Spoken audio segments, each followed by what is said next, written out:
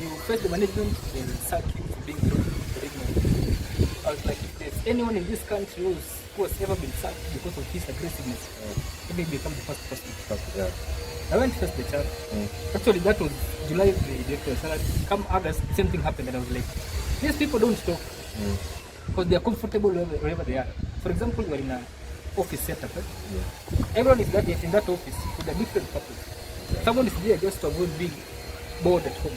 So he comes to the office, sits there.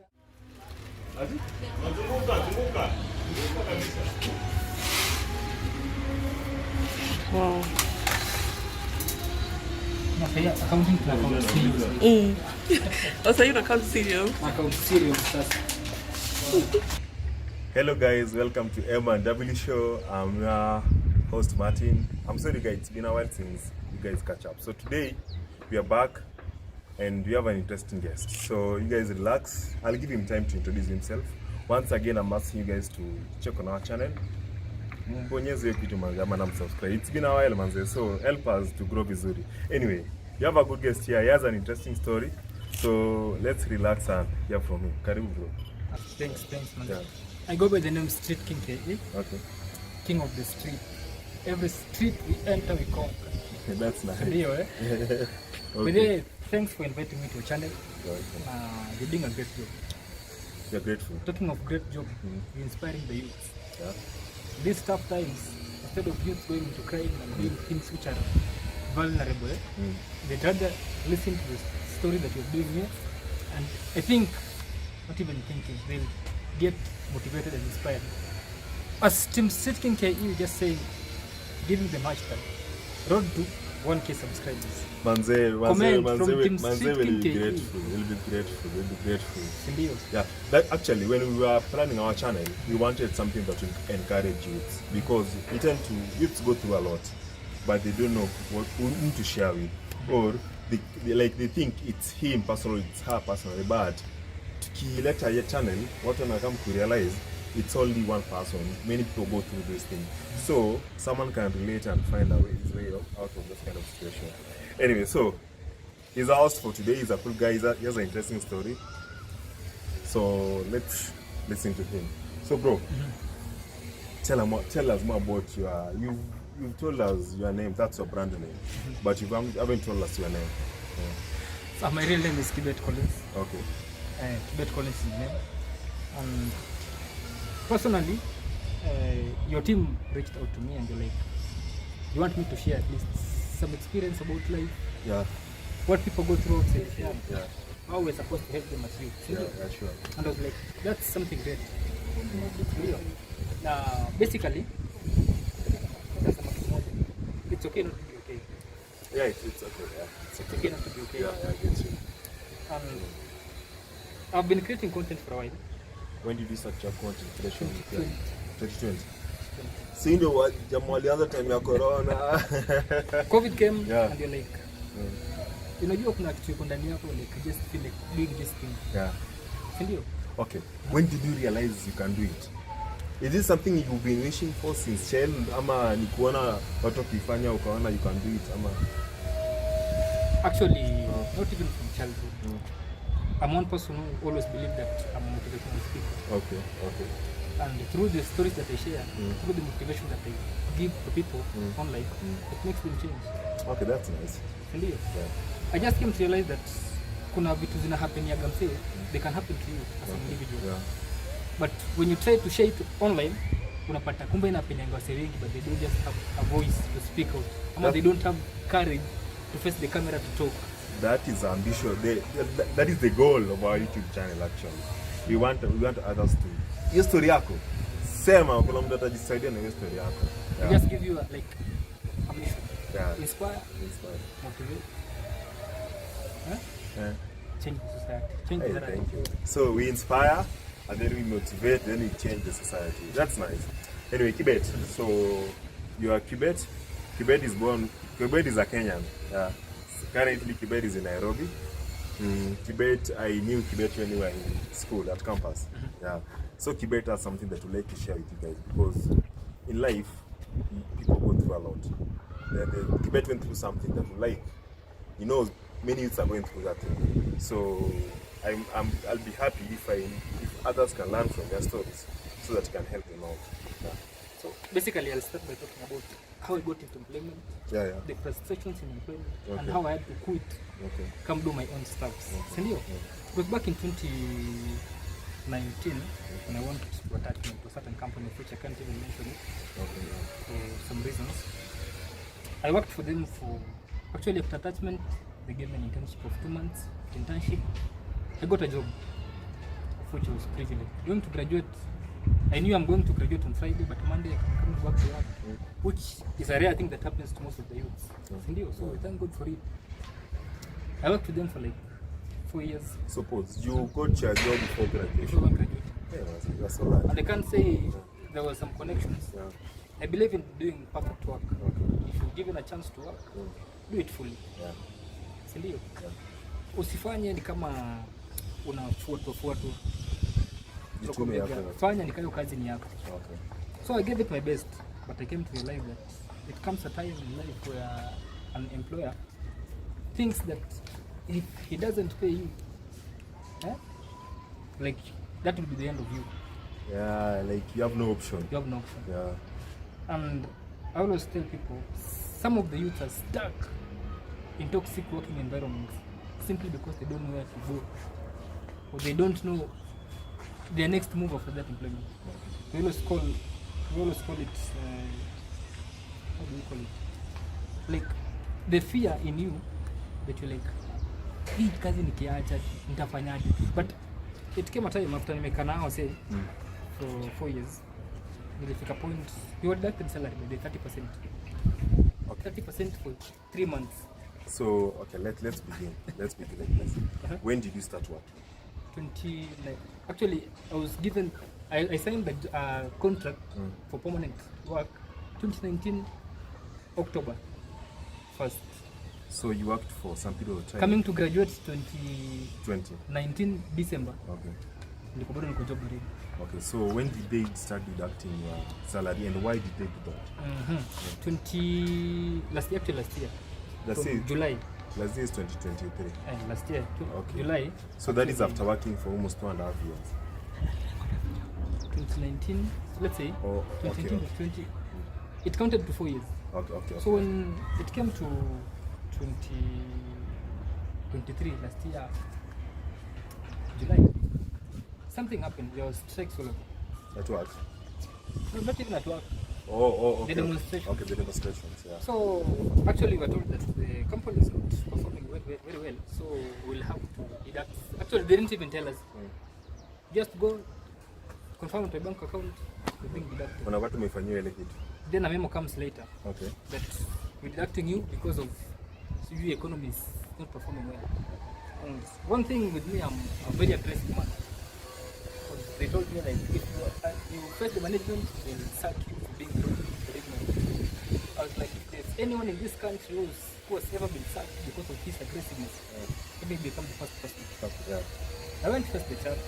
Actually, that was July, the director salary. Come August, same thing happened, and I was like, these people don't talk because they are comfortable wherever they are. For example, you are in an office setup. Right? Everyone is in that office with a different purpose. Someone is there just to avoid being bored at home. So he comes to the office, sits there from 8 to 5 in the evening, he goes back home. I get you. As compared to you, you have your own visions, dreams. You have a target to achieve. Yeah. So I'm like, if you try to reason out to these people, like I even tried to unite them. Like I'm like, why don't we just go face management as a team so they can hear us? I feel like what you guys are going through, it was your own problem. It wasn't other people's problem. And that's the problem in the society we are today. Like people get comfortable in a way, so they don't think of life beyond that. So you'll be like in a situation where ukipatio salary yako, it's rent, bills, and you're done. But that's the way you have a vision. You have some, you're trying to see your future mali utakuwa. I guess that's mali shida ilikuwa inatokea. So shida ilikuwa inatokea, the problem was yours. You saw ulikuwa unaona hapa hiki tunafanywa si kitu. Na venye napanga maisha yangu, these guys are going to mess my life. But others were kind of comfortable, you know. I think that's why you're trying to push here. So something happened there, and I'm like, no, even them, they're not even comfortable. they were complaining, but they can't even raise their voice. So just complaining at the back seat. Okay. Because they fear if you raise your voice, you might end up being sacked. Yeah, it happens. And it's called the fear of unknown. So you're like, if I get sacked from this company, where will I go? I know, I get you. Huh? So now what happened is, after the second month that August being deducted 30% again, I'm like, this can't continue to me. I think it should be the last thing and the first thing happening to anyone in this company. I went to face the HR. Something sad is the HR, one of the companies, the dad, so you can imagine. So who is to defend you? So it was a private company. It was a private company, yes. So the HR, the father is the owner of the company. So at any point, she was a lady, she will never defend you. I get that. I went, sat her down, talked to her, and she's like, I've never seen anyone aggressive. There you are. And I told her, like, one person, when you pin me down, I can't even keep quiet. So she was like, hey, you can give you some extra work to do so, they can give you money. I was like, so there's money in this company. What I need to do is to do some extra work to be paid. That doesn't work. Went back. That was on a Monday. Talked to her. Went back to where I used to sit. Thought for a while. I'm like, is this place that I want to be for the next 2 or 3 years? I had to sit even with people in that company who have worked there for like 40 years. Okay. They're all have even reached their retirement age. Just want to hear their opinion about you resigning the job. They're like, si tumekuwa hapa for this long, tumekuwa tunahope tutapatiwa pesa nzuri that it has done. So unamuulizia, you've been knowing that for the past 40 years, ndio? Ulikuwa na what is your exit plan? Exactly. That is always the question here. What's your exit plan? plan? What is your exit plan? Exactly. And actually, by that time I decided that I made up my mind that I don't want to work anymore. I just think that employment ain't my thing anymore. Now the good thing is, I had planned. The moment I was employed in that company, I started saving. That was a good move. Yeah, most of the youth tend to assume that part. I started saving from the work. I'm like, I want to work for this company maximum 5 years. Maximum 5 years. Then there's something that I understood earlier because I've done finance, I've done accounting. Okay. So I understood one thing that there's something that, let's say for example, you're being paid 20,000. You don't have to put on very well to impress people. Exactly. Huh? Yeah. And you don't have to piga sherehe for that long. Because it's always said, hakuna haja you spoil yourself now, ama piga sherehe sasa ufurahie as a youth. Then when it comes to 40 years, 60 years, nothing good happens in your life. When ushaambiwa you can work for the longest time being employed, then you end up retiring poor. That's true, it happens. It happens. But the other thing that you should know again, as much as you are being paid a amount of money, the way you present yourself, the way you dress up matters a lot. The way you present and dress up matters a lot. So I can mention some youths, some celebrities in this country who are flaunting cars, good dresses, but they not doing anything with their life. That's what a celebrity is. There's someone, there's someone who said, actually it's Calligraph Jones. He always said, weka kijana, si ndio, uko na home kwenu. Why don't you just invest in home? Kichata Calligraph Jones, mlamua says, kuna siku itafika, views ziishe, si ndio? Hiyo ustai iishe. Unafaa kwenda wapi? Nyumbani. Let's take huko invest. I know, and it's a mistake that people tend to, it's something that people tend to assume, but at the end of the day, it hit us so bad. Anyway, so you went to the HR, you guys talked, nothing positive came out of it. Yeah. Putting up on Friday, I went to her. I gave her my resignation letter. Okay. She was like, kijana, we decided. I'm like, It's just time. have to do it. Though I was resigning, not knowing, having the exact plan that I'm going to do. But I just had an overview. I'm supposed to do something. Let me just go do it. No. Gave out my letter. Went to a certain room and cried.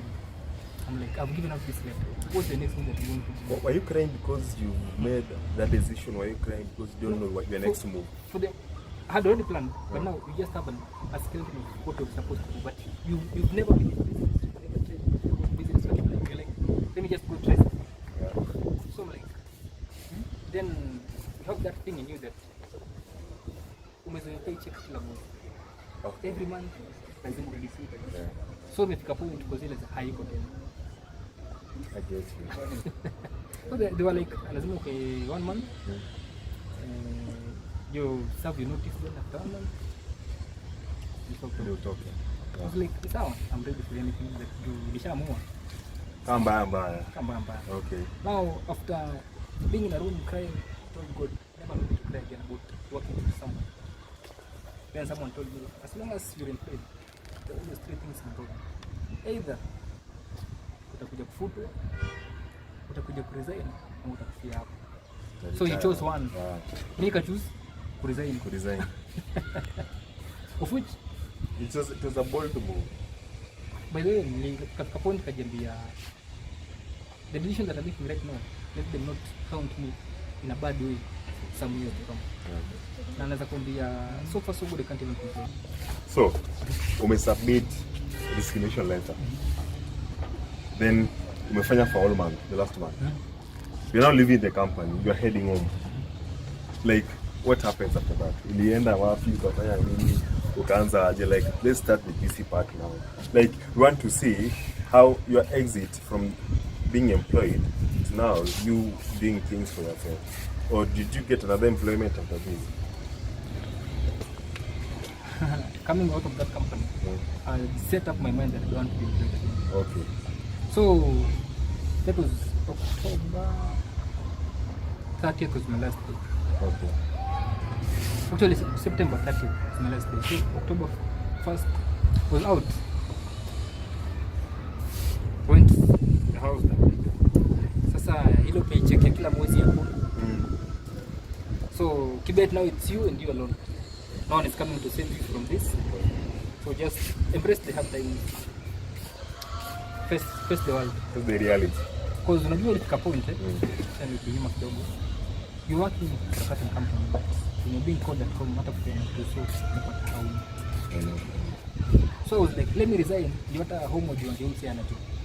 They'd rather know sina job than wajue uko kazi kila siku. You're putting on official everything. Yet kwa mfuko hauna kitu. I tell you something. I think 80% of people work in Nairobi. They work, but it works like the money hawana. Sisi wanakunyima, but hawana for you. Because let's say their salary, rent, bills, leisure, transport. So at the end of the day, atafanya kazi for 10 years, but cumulative what have you done in these 10 years that you've been working? There's nothing. Yanaweza onyesha. So that's the challenge that you have right now. So that's what I was thinking of, and I'm like, if someone asked me, you've been working for this company for 5 years or 4 years, what can you show that you've worked for? Then there's something that's running in my mind. Have you ever been to Shago? Then unapata unabeba story and say, this guy has been in Nairobi for the longest, but he came home with nothing. I know. I was like, let that story not be told about me. About you. Eh? Because in society, you're always two things. You're either a warning or an example. So I chose to be an example, not a warning. Okay. That's nice. Yeah, that's true. So I came to my house. I took the entire month. I was not talking to anyone. I was kind of depressed. I'm like, if you could call me, singeshikada simu yako. I'm like, I don't want to talk to anyone. Let me just take my space, rethink what I'm supposed to do, and take the next move. Like, you're always told that never happens to you, but and I'm like stuck into the employment. What am I supposed to do? By then I decided that I was 60.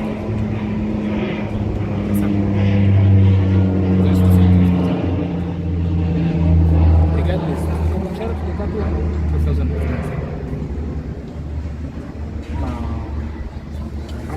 Before I need to exit, I sat with a certain accountant in that company. He's a bit older. It's around 58, 58, 59. But they told me one thing, Kibet, the only thing that you have right now in your life is time. You can go start something else when you're a bit phase, but you still have time to start something else. Yeah, but true. some of us, we are this old, if you start something then it fails, that's the end of us. Okay, really, repeat that statement again. Okay, it's kind of hitting and it's true. Let me just come up. That guy told me one thing. Yeah. Kibet, the only thing that you have in your life right now is time. Okay. You're still too young. If you start something and it fails, you still have another time to start something else. But as we over 58, 59, 60, if you start something and it fails, that's the end of us. That's why most of the people when they retire, they only stay for a few years. Because you end up trying something that you never thought of. You never thought of. So that's really motivated me. I'm like, let me not even stick in this house. Let me just go look for a shop. Looking for a shop had several ideas of starting either PS, PlayStation, starting a cereal shop, or a cyber cafe. I was like, let me now sit down. The accounting that I've done, let me scrutinize all these businesses, which is more profitable, and now the amount of risk involved in each business. I started PS, like PlayStation. The chances of it being broken into are very high. You can even confess, you can confirm. PSS mingi wasovunja wanachukua screen na hivi. Haya, cyber cafe, it needs a lot of money, but now the returns very minimal. Pole. Then I had to settle for serial business. I settled for serial business. So Your business nishaifanya.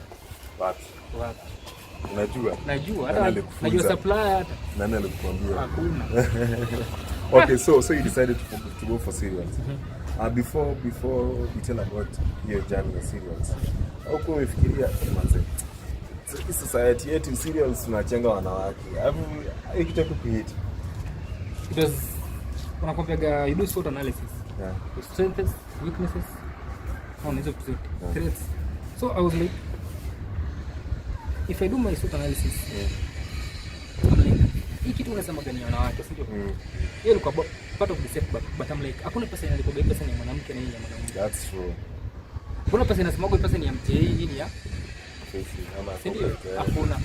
Si ndio? 1000. Taoni pa. Regardless, nitoa wapi? As long as hujibia. Si ndio? Kajiambia sasa hiyo ni kitu cha kawaida. Kuna wase urani cereal shops na wanaume. So hiyo ni sumbua sana hivyo. So the tricky part about the shop.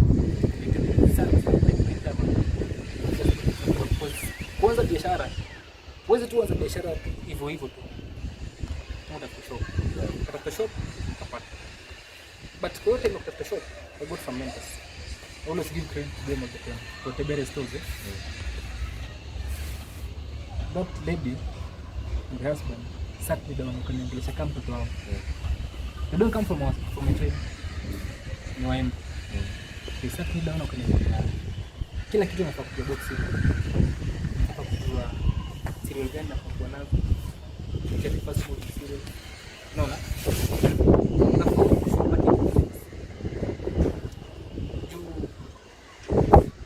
People open a business, then they always sit there and watch a customer. It's okay. Very advisable. But now we should do something extra. Kuja nikwambia kuna hotel fulani karibu mwa supplier. Yeah, you mentioned that. Walinijua aje. You can imagine, I've never seen those people face to face. They always just send me money, I send them the Okay, so these guys, I guess God do things in a mysterious way. Because at first, hakuwa na idea about cereals. Me and the cereals ulitoa wapi? Because me and Jack was my idea, to be honest. Mimi napenda biashara. Okay, you didn't have an idea about cereals. Ulikuwa unatafuta shop for money. Then you met these guys, this family that made you who you are right now. Because kama si hao, like things are easy because inafanyika vile inafanyika. So like I want us to tell like the process of kufungua shop, like kuliendaje, ulipata shop kaanza kufungua, kazi kuanza aje, kuna customers sawa. Tani imesema pole. no mimi kidogo sawa. So when nimetoa au the stores, they always sell on both retail and wholesale. So they had to sit me down kunaambia pricing na kufanya pricing hivi. Na pa organize fast food cereals, after shop place poa, do the branding of the shop. Then they had to tell me, take your time. Don't rush to get a shop. Laugh at the just take time. That's why it took almost a month to get a shop. Getting a shop, can I go? They gave me the first stock. For stock, then I didn't know I have to register business name. Yeah. So you are supposed to register business name, which is always so unpredictable. Register business name. Now, luckily, the name that I always use is Okay, that was nice. Because you always give them 3 names. Okay. So they're the ones who select for you the name that you want. Okay. So they ended up selecting the name that I always use. So The man has been name? Street King. Street King, yeah, Street King. Yeah. So that was last year. Because kuna biashara and they taught me about marketing. That's why I told you I have a TikTok account. Yeah. Right now it's at 7,000 followers. Like so 2 months old. 2 months old, 7,000. Okay, so you have a TikTok account. 2 months ago, it has 7,000 followers. 7,000 followers. Bro, niko na TikTok account. Funga like it took 7 months ago. Niko na 300. 300. So, okay, that tells a lot because the kama umejituma, it doesn't come easy. Hizi vitu lazima ujitume. So, anyway. So TikTok ulifungua juu ya shop. Actually, it's basically shop. Hakuna place mtaniona. Profile picture ni yangu. But now anything that I post Serious. Okay. Now, what made me to start a TikTok account? Now, by the way, not bragging. If you go to TikTok, then you just search serial business. My account pops up the first account is mine. So, before meeting the Tabere stores, I went to TikTok, did some research about serial. Now, what I discovered is people are there posting about their shops, but they're not telling you because I was supposed to get these things. No. How you're supposed to prevent those cereals from being attacked by weevils. No. So what I did is I opened an account with an aim of teaching people about cereal business. That's why it blew. Okay, so people are learning from your account. And them learning, they didn't know they were helping you grow your account. Okay, if someone learns from someone, you'll trust that source rather than kuchukua kwa mtu mwingine. By the way, so that was a nice move. That's why shop yangu umeiona. Nakwambia nafanya about wholesale. From that shop. Siwezi kubali. It's a small shop but that's why we always do. Wholesale, done deliveries. Joska, Karen, Denderu, even in Dori. People getting things from our shop. So I came to understand something. As a youth, ile nguvu uko nayo saizi wanasema biashara si kila mtu. Hiyo fala kwa mambo ya hivyo. Kwani imeandikiwa kina nani yao? Hakuna. Ndio. Where do you fear trying? It's always said you'd rather try and it fails than be on your deathbed then regret why you didn't start. Yeah, that's true. Ndio. So that's the mentality that I had when starting that business. And so far so good. I can say the journey has been smooth. So if you were to compare right, your life last year around August and your life right now, which one do you regret for? My life right now, because in your own business you have a lot of freedom. Exactly. Right now we couldn't be shooting right now. Right now it's around 4. I could be in someone's office. But right now show pick up inakimbia. Na sisi hapa tunafanya video yetu. So that's the good thing about the best thing with self-employment. You have all your time, you have all the freedom. And you know to manage yourself. Because it's a step. Like you don't struggle a lot. I'm happy. So you'll invite someone to go for I've been business than I always say something. It's not bad to be employed, but if when you employ, try to check up on your financial plan. Understand about finances. Understand that no matter how hard you work for that employer, he or she will never pay you enough. Come up again. Say about the aeroplane. Okay, come up again. Your part no kweli. I think it's making sense. Okay, come up again. It's not bad to be employed there. Yeah. But as you work in someone's office, always be aware that that employee of yours will never pay you enough to be his neighbor. Madam Director, umesikia hiyo?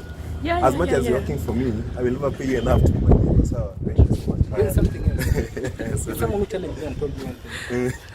For example, right now, let's say any CS. God forbid, one of them passes right now. They'll not take his or her son or her daughter to be a CS in this country. But what if that CS has a business? That son will definitely take over the business. So now that's when you employ it, just be sure that they'll never take your son to replace you because of anything. But if you are running a business, God forbid you there right now, your family business. That's true. Then always avoid the fear of family. Fear of family. Like you might find someone sticking in the same job for the longest time because they don't know what will happen if they get out of that job. So I ask myself, for example, you're employed, or you're not even employed. Do you dress yourself? Do you eat without employment? No, because I get it. Yeah? Bila hiyo kazi unaweza vaa, unaweza kula. Si ndio? So usikuwe na toxic working environment just thinking of lazima nikuwe hapa ndio nikule, lazima nikuwe hapa ndio nivae. But I think okay. I think it's our society. Sisi tumejiwekea. Like when you mention that something like wengine wanasema mimi sidhani na biashara. No. Okay, I think ni mentality. Ukisema sidhani na biashara, you will never do any business in Texas. But if you say no, I can do this thing. So as much as utakuwa naanguka, but you still pushing yourself because you personally encouraging yourself. So now there's this example, when we want to usher in a new year, we'll always say, hii mwaka ni yangu.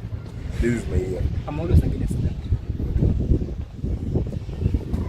Let's say a new year comes, same 24 hours a day, same 30 days, it's a month. What you're supposed to put in your mind is, when the next year comes, what am I supposed to do different that the one that I did last year that will make my life move in a positive way? If you have a negative mindset about life, no matter how good things come your way, you'll always be ungrateful.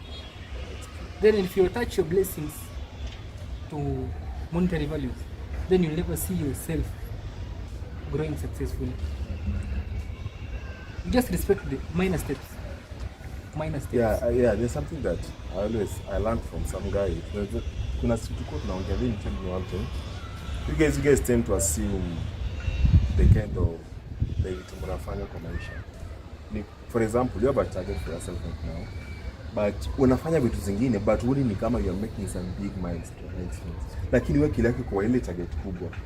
Deep down, you need to appreciate yourself for what you have done, but you don't see that. So, like we are trying to achieve higher, but tuko focus na tuoni the kind of steps we are making. So instead of focusing on these steps ndogo, we find a way of getting higher. We tend to assume that, like for example in life, we need to thank God because on a daily basis you wake up in the morning, you go to work, you come back to your house. Lakini kuna kitu ulikuwa unataka kufanya hujafanyika. So utakuwa zileza, no, I didn't do this. But deep down, you need to thank God because not everyone who left the house in the morning came back. Yeah. So I think we tend to assume that part. Like tunafocus sana kwa the big things, of which it's good. But every journey has to start from somewhere else. Like it took from Thika to Nairobi one. Jump back to Dubai, KU, for example, and Thika Nairobi. So it's step by step. See?